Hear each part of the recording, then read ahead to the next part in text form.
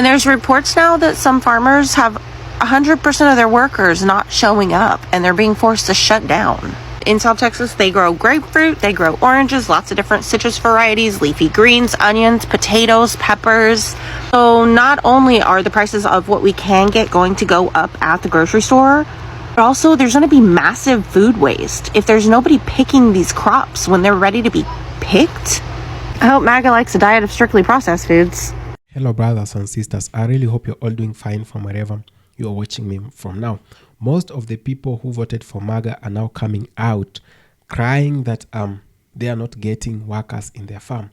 And they're asking themselves, why is the black community silent? And why are the black farmers still doing good? Now, they're even going ahead to offer threats that if they don't do or come to help them in their farms, they're going to take down their farms. So let's watch this video, then have a really quick discussion at the end of it. White people, tap in. Since we talking about black fatigue, I got a question for you all. Why is it that when black people have a grievance with the government, the United States of America, here you guys come in talking about what black people this, black people that, black people this. Black people don't have a grievance with you. We're all Americans. The grievance is with the United States government. Whether it's for slavery, Jim Crow, war on poverty, war on drugs, crime bill, whatever, it's with the United States government. It's not with the normal Joe Blow, Sally Sue, white person walking around every day. Our grievance is not with y'all. So can one of you guys explain to me, why is it that when black people want to have a conversation about anything that's happened to them or to the black community, here you guys come playing interference? I really want to know that, because I don't see when white people have a grievance, black people coming in playing interference for whatever agenda it is that you guys are pushing. We don't go, oh, white people, but every time, whether it's for reparations, Jim Crow, crime bill, war on poverty, war on drugs, whatever the case may be, when black people say to the United States government that there is some type of systemic issue happening, why do you guys jump in the middle and start downgrading black people for trying to talk to the government when we're all Americans and are afforded the same constitutional rights?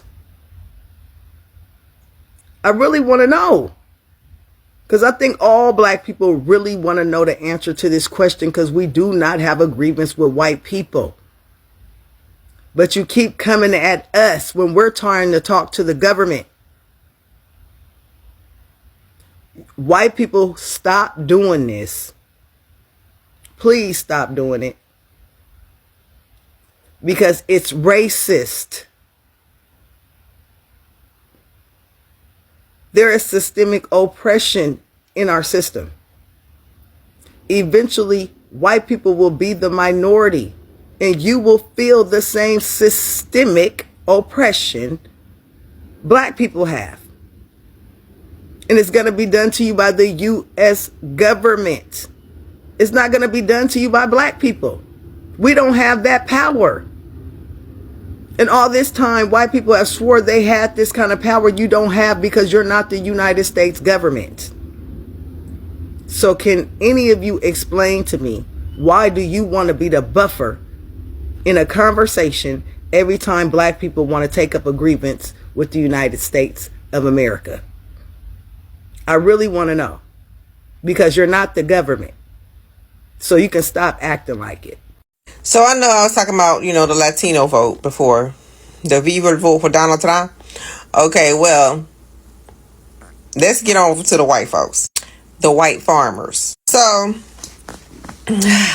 Word is out now that the white farmers voted for Donald Trump because they thought they were going to get black Americans in the fields. Because they also thought black folks did not have jobs.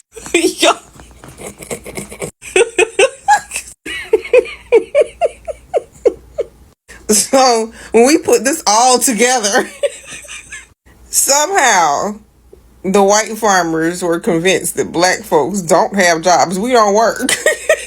we don't work. And so they voted for Donald Trump because they thought, okay, he gonna send them in the fields.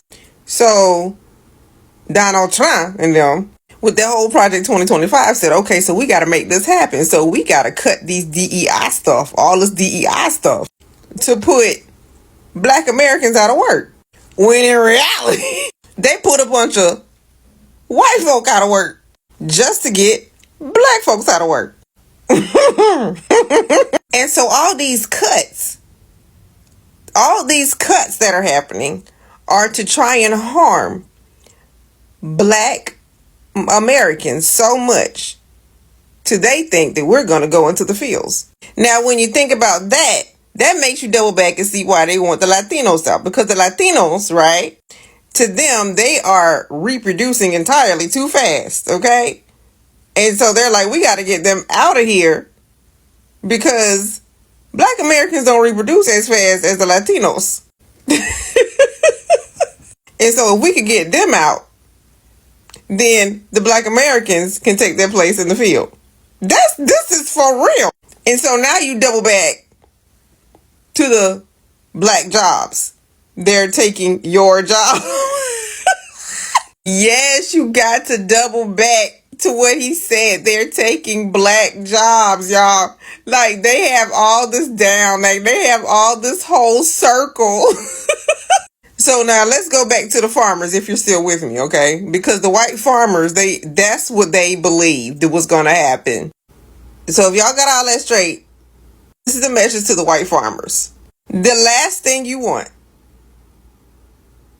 is for black Americans to be in your fields.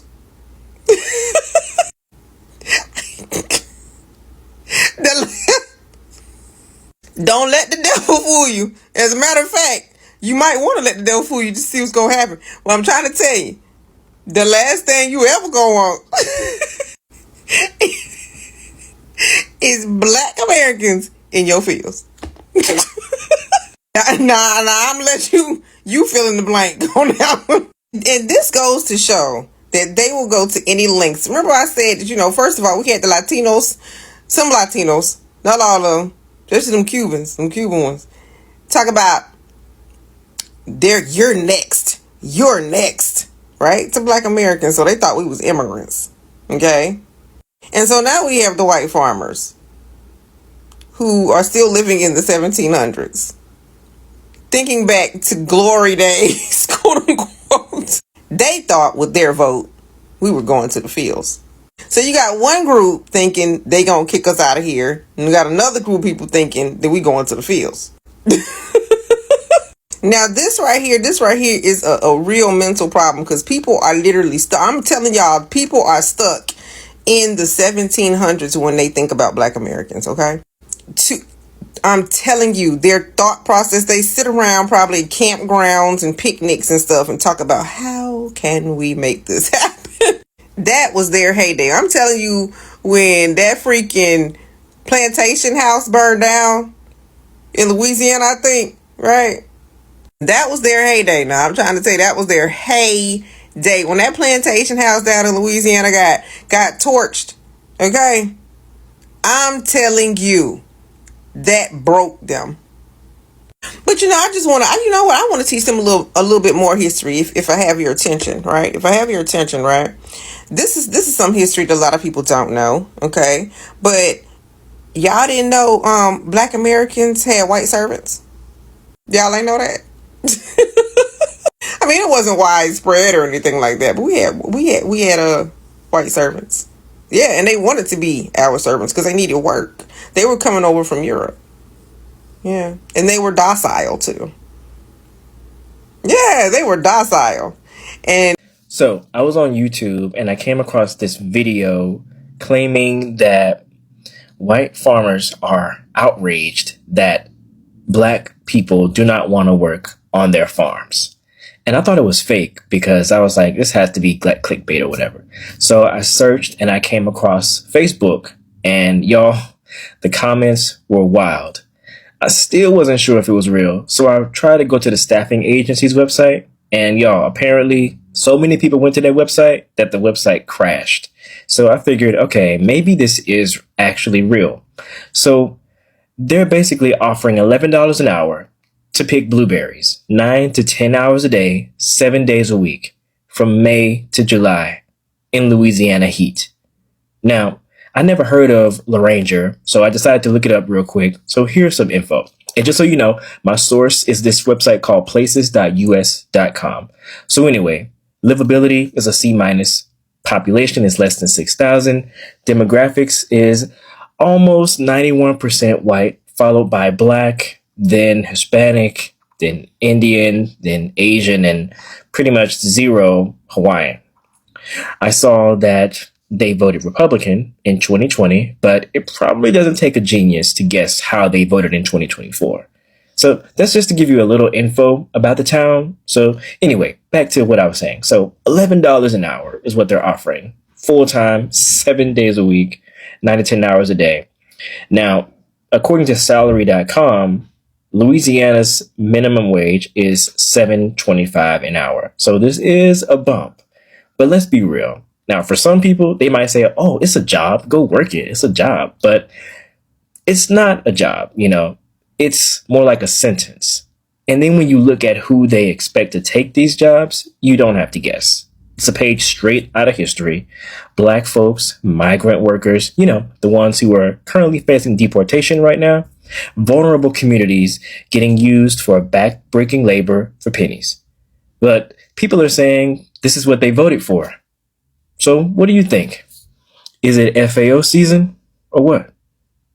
The fact that the left would protest the ending of crime tells me that their freaking evil is like endless. It's never ending. And you'll tell you why? I'll tell you why, because I read their stupid book. The plan is to take over the institution, right? And if they can't take over the institution, the next best thing, if not equally the same, is to destroy the institution. Why? Because they're stupid. They think people are going to go, Donald Trump said he was going to lower the price of eggs. Oh my God, the price of eggs isn't lowered. That means that we have to vote for Kamala Harris. And what she's going to do is she's going to have two gay dudes suck each other's cocks in front of their egg aisle, while the egg aisle being non-existent because it's a communist grocery store. That's what they expect. They really think that we're that stupid. Seriously. Because I read their book. And the reason why they think that we're that stupid is because their followers are that stupid. They call their followers useful idiots to their face, and they continue to vote for them because they're stupid, right? But they think we're that stupid. They think we're that stupid. They think, oh, the eggs, it's the same price. We're going to vote for the communists now. What the fuck are you going to do about the eggs, jackass? Nothing. Nothing. Because they're stupid like that. And that's why communism will never work. Because at some point in the chain, yes, they could have smart people that could infiltrate shit.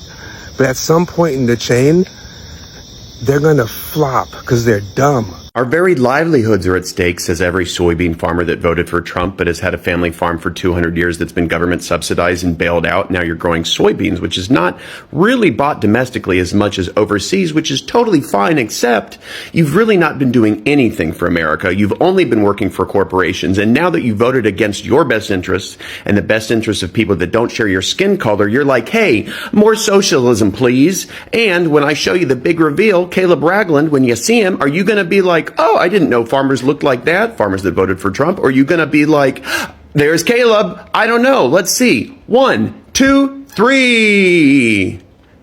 Give us our country back. No more money, dude. You're clearly not smart enough to use it. How many millions do you need from our government, the taxpayers, before you can run your business on your own and you don't scream to the government for more help when stuff goes wrong? Did you know that we all deal with economic ups and downs without getting handouts like that? Did you know that most businesses don't get millions from the government? We actually have to figure it out. And now that you guys are trying to take Social Security from grannies and grandmas and grandpas, I guess there's twice as many $70 a day, and they don't deserve it, but you want more, even though you've not been able to do this for hundreds of years. You've needed help and more money. And is that the face of a guy that's going to get it this time? I don't.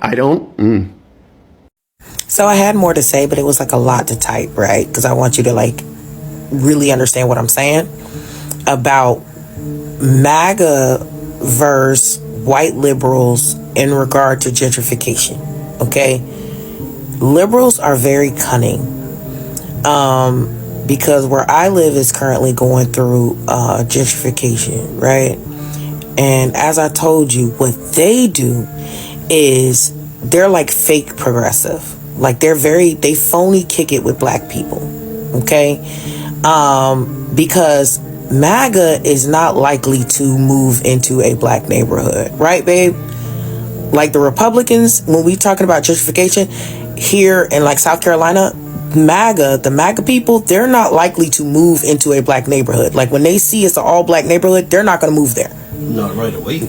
And whereas when the white people that we end up seeing coming around, they be like the liberal democratic white people, right? Because they're like, oh, this is cool, this is a hip scene, right? Right, babe? Like them, yeah, it be them. They be the first people you see. Now, here's the sneaky part, because my husband works in the school that's like in this district, and the school got gentrified, didn't it, babe? The school got gentrified.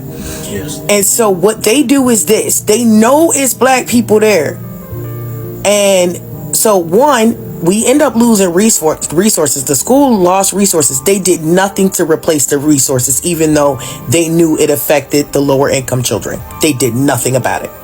Okay, and they pulling up, baby, am I lying? They pulling up to the schools in like Rolls Royces, Mercedes Benz, BMWs, and everything. Golf car, all kinds of shit. So they got money, like money. But they not a one time thought about all of those placements. The kids used to get bags of toys for Christmas. The kids used to get dang boxes and stuff for Thanksgiving. They had all kinds of resources, clothes, all kinds of stuff for them. They didn't think of nothing that they took away from them black kids about replacing it at all. Then, baby, am I lying? Then they started doing passive aggressive stuff to get them kids and families moved out of the school. Oh, I don't know if little Timmy's gonna be safe here. Oh, I don't know if they're gonna be able to academically keep up, and if this is the right place for the kids to be. The last predominantly black class that we had in that school was when my daughter was in the 5th grade, which was 2 years ago. They then made it all magnet, and now majority of the children are white. Baby, am I lying? They moved the black kids out of that school. They moved them right on out of that school.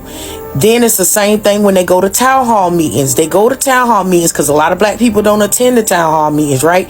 They go to the town hall meetings and then they tell the people, which is a red state, by the way, so they know these motherfuckers is Republicans.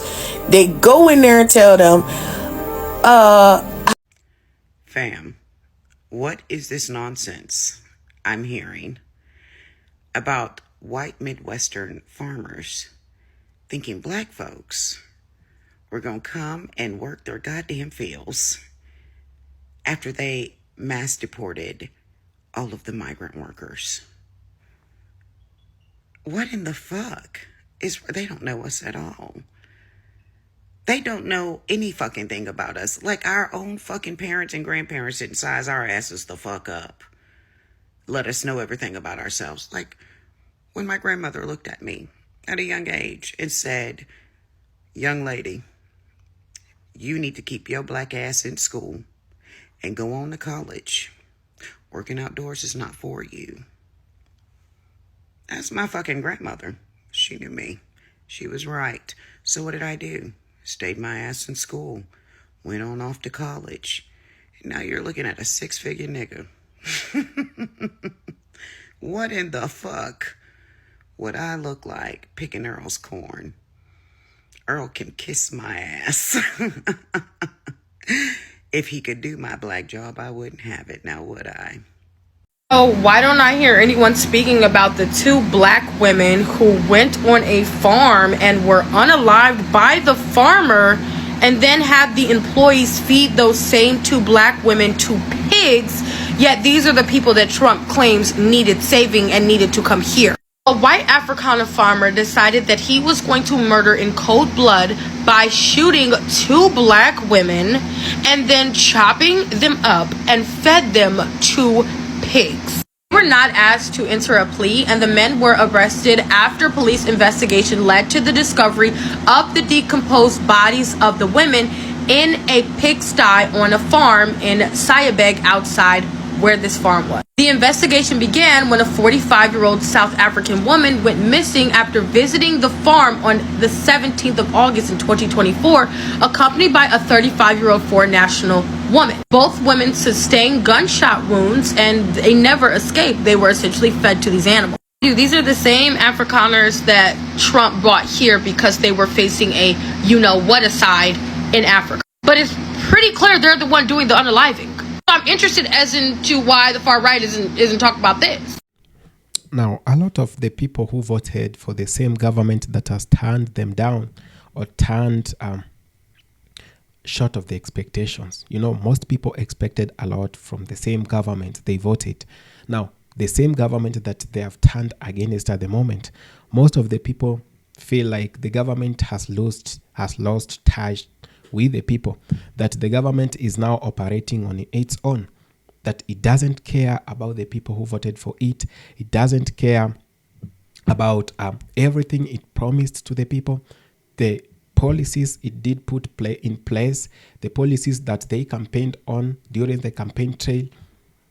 It is a lot happening for the same people who voted for this government. My question has always been, why do you do the same mistake thrice? If you did the same mistake today, but repeated it, then regretted, then never repeated it, it is good. But what becomes of you when you vote the same mistake thrice, or you make the same mistake thrice, then complain later on that things are not working out, that the tariffs are high for us, that we as farmers don't have workers. We as the people who voted for this government are not well contented or satisfied with the same government. We need the person we voted in out. Does it really work that way? Now, let me take a moment to say this to all of the people who feel like they have been betrayed by the political class. I don't think there is any politician who betrayed you. You know your politicians better, and we always have the illusions, and we've always been so delusional to think that these people have changed overnight. Forests might change, trees might grow old and others planted, but the monkeys still remain the same. The baboons will still remain the same with the same character. Now, what do I mean by saying this? We have remained the same, however much the politicians have changed. Those that were there, those that are no longer existing, we have a new generation of politicians. We still believe in them. We still believe that they are going to be the messiahs and to change the way things have been in our countries, that they are going to bring the prices of goods down, they are going to make our country work out, that they are going to make every other resources in our countries well used, and that they are going to lower the taxes and make sure the money they collect is being used well. Who lied to you? Political class is the same. Now, most of the people who voted do not have workers. They don't have jobs. They're getting a lot of losses from their farms. Most of them are even contemplating to burn down or to bring down the black farms that are still operational. And there is something that people might want to understand, or people must understand today, that most of the black community has suffered a lot over time. Most of them, in fact, all of them have had a rough background, or a background that, or an environment which didn't favor them, And for this one reason, most of them have adapted to a harsh environment, that they do well even when the environment doesn't favor them. Unlike when our brothers and sisters who are now complaining at the moment, they have had some favors that have been given to them over time. The farmers have had some favors given to them, some loans, some grants given to them by the government, so that they might not come down. Unlike the black farmers who have had a lot of difficulties, because even if they went and voted Democrat, it has always been the same. The struggles have always been the same. So when they see the struggles that are happening right now, the tariffs and all these other things, it looks normal to them. It's just like a very other normal day in their lives, because if things are not working out, if things have never worked out for them, what makes it hard at the moment when it is not working for them? It looks normal on them. So it's very sad to see most of the people becoming very violent or becoming very aggressive with the black community for not supporting them. It is not written anywhere that they must support you, because I feel like when the black community had their problems, no one came to support them. So I feel like they're trying to alienate or separate themselves to remain silent, because they have always been in their wars alone. Now, this is not whatever we want. We want a united front of all human beings. We do not want a continent or a world where people have been divided on the basis of color, politics, social class, and all these other things. Let's consider coming together as the people, so that we might not give the political class much power or much control over us. Let's remember we are all people of the human race, and however much things get worse, we need to be together. Now, what benefit do you have by bringing down black farms? What benefits do you have if actually you get aggressive with the people who didn't vote for the person that you're now complaining about? What does it really benefit you with?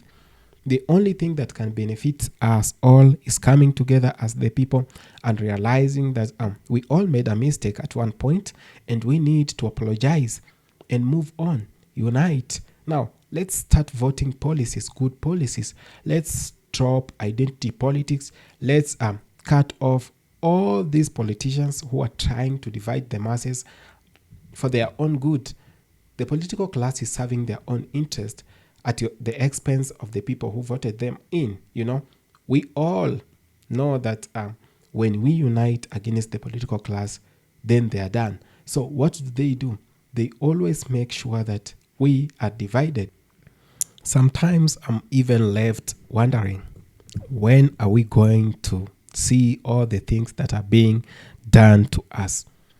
The same governments we complain about are the same government we recycle time to time, are the same politicians we bring them, clean them, then they get to be as white as snow, then get them back to these powers that they have misused for the longest. It is time we should realize that we all need a wake up call that no one is coming to save you all. No one is coming to save me. No one is coming to save your country. That you are the one who can save your country. The political class is only obsessed with powers that they get when you elect them. The powers they have misused, the powers they use to loot, the powers that they have extravagated to corruption, the powers that they have always used against you. So, who is to be blamed? Is it the political class or you who gives them power from time to time? You who sanitizes them when they're found with corruption? You who dies for them when it really doesn't matter, and they do not care about you. It is time we should arise and beat politics of hatred, politics of division, politics that have always trained us down the trenches, and start rooting for politics that are healthy, the politics of unity and the politics of good policies. That's the only thing that is going to save America, that is going to save Europe, that is going to save Africa, that is going to save the Caribbean. If we are not going to be very careful, then we are doomed as the people, because you elect the same people, we recycle the same politicians each time. We try to go to election, we are always left with two decisions we are left with two choices, and there is no better choice between the two. So you try to go for a lesser evil. We might want to create a third option for ourselves, that it is not always about the two political parties, or it is not always about two people. It is not always about who says what or who is going to vote who. It is always going to be about someone who is very visionary and someone who wants to change the country, someone with a good track record. That's whatever we want to consider and continue doing for the next few years and for the next generations. I'm very, very sad when I see a lot of mothers coming out online to start crying about the things that are ongoing, the things that are happening to them, that they cannot actually feed their families. They have to go from 2 to 3 shifts in a day to make a living, to pay mortgages, to pay their taxes. It's very sad. It is because capitalism is killing you. Capitalism is bringing down the things that we always fought for, the things that we thought we really didn't want. Capitalism is whatever is taking most of our lives today. So you have to be working each day in, out, to make sure that your mortgages are being paid, everything is being settled, the bills, the kids are going to school, and many other things. Why can't we change our mentality? We've always used the mentality that was brought by the systems that they installed, and the systems that they've always made some people have access to things that others could not do. The systems that have always been there, that are being safeguarded by the same people you elect, who are masquerading themselves as saviors. I've seen a lot in Africa, I've seen a lot in Europe, I've seen a lot in the US and every other part in the world, that politicians have always presented themselves as saviors, but later on brought you miseries that you didn't have. Then another politician will come out, pretending to be coming to save you, that is, they're coming to save you. Then later on you find they're worse than the ones you voted in. So you've always had options that are not good, because that's whatever was meant for you. That's whatever it has always been. Why can't we be bright enough to change things that have always affected us? If you're very bright, we are not going to cry. We are not going to be there sobbing for someone or asking for someone to do to us things that we can do to ourselves. Very sad indeed. We can talk, but if we don't take actions, is as much as nothing. Thank you so much.